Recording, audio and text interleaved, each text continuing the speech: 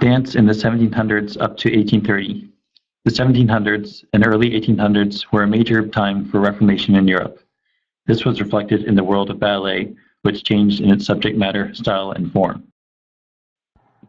One instrumental figure in developing ballet as a major form of dance was Louis XIV of France. He established the first permanent dance company at the Paris Opera in 1713, which became the center of the 18th century ballet world. As ballet required more technical and physical skill, it became a profession of status as dancers separated themselves from the amateur dancers of the courts. Several stars of ballet emerged in Paris, including a Florentine man named Gaetano Vestris. He was deemed one of the greatest dancers of all time with his great agility and style, and eventually became an instructor for the company. One of the first major changes that happened during the 1700s was the subject matter of the dances. Previously, they were inspired by classical mythology, and the hero was a god. However, in the 1700s, interest emerged in depicting stories about the real world, and it was man who became the hero in his own story. An example from 1789 was de Beauval's La Fille Mal Gardée. It was set in a French country village and dealt with the romance between two regular young villagers. It included a variety of popular folk dance sequences, as well as a famous ribbon dance that symbolized the love between the couple. This proved that certain movements and gestures could be used to symbolize emotions.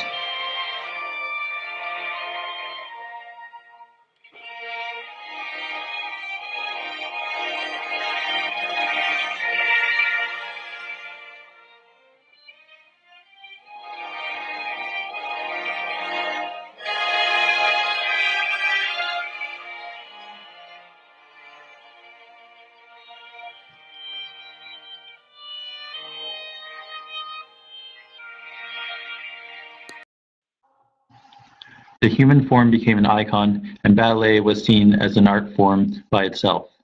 One person who helped lead this reformation was a French ballet master named Jean-Georges Navarre.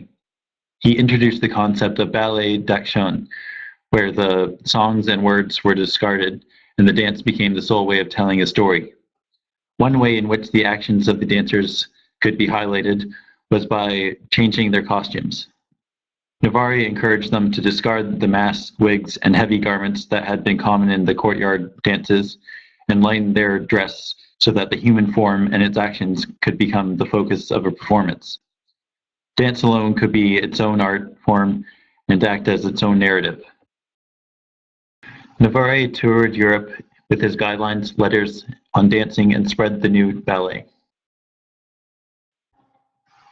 Females also had an important role at this time. Marie Sallet was a dancer and choreographer who created the work Pygmalion in 1734.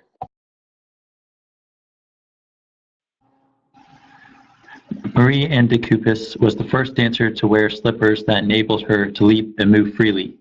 She became a star who danced in 78 ballets. Both wore short dresses, allowing their footwork to be seen.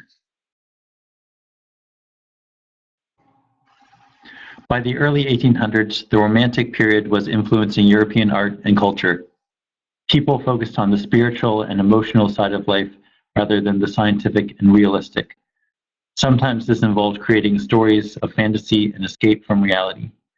Ballet also reflected these ideals. One dancer who illustrated this was Maria Taglioni. Her father created the first romantic ballet titled La Sylphide for her. In it, Maria played a nymph who was in love with a Scottish man and tempted him to escape to the forest with her. Its subject was typical of the time, as it presented the conflicts between the real world and fantasy. It was a showcase for Maria to demonstrate grace, agility, and emotion. To do so, she wore a delicate white mid-length tulle skirt that allowed fluid movement and danced on point. It was also the first time a corps de ballet was used who would move in perfect harmony while highlighting the soloist. The ideas introduced in this period can still be seen in performances today.